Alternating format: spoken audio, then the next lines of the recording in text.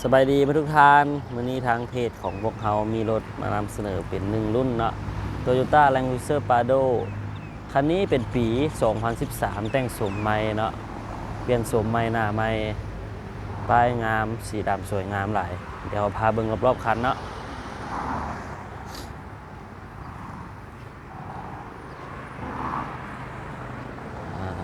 รอบคัน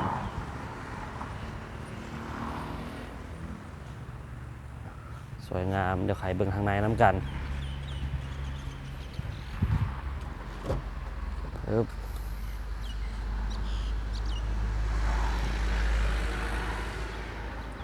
ปี 2013 เนื่องจากว่าตัวนี้เป็นจอใหญ่เนาะถ้าว่าเป็นปี 2012 ลงไปเนาะมันจะเป็นจอน้อย ตัวนี้เป็นรุ่นจอใหญ่ 2013 ขึ้นมาจะเป็นรุ่นจอใหญ่เกียร์ออโต้ปุ่มสตาร์ท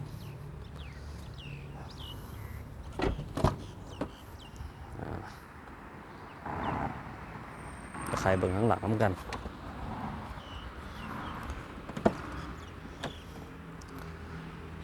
ข้างหลัง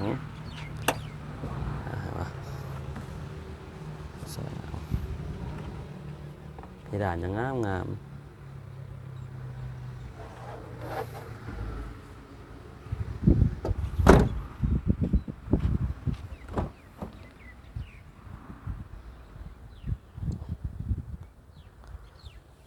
มาสตาร์ทฟังเสียงกัน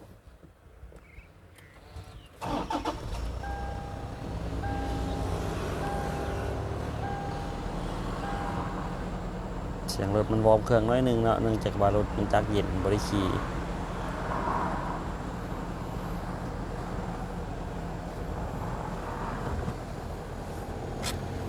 ออโต้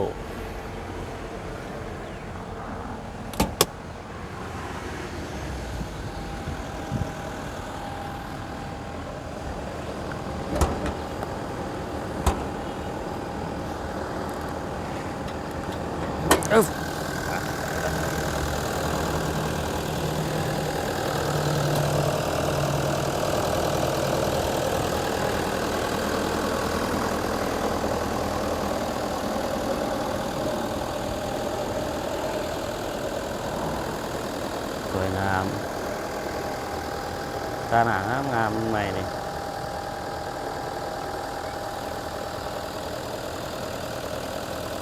สำหรับท่านใดที่สนใจรถก็สามารถติดต่อสอบถามเขาได้นะตามเพจ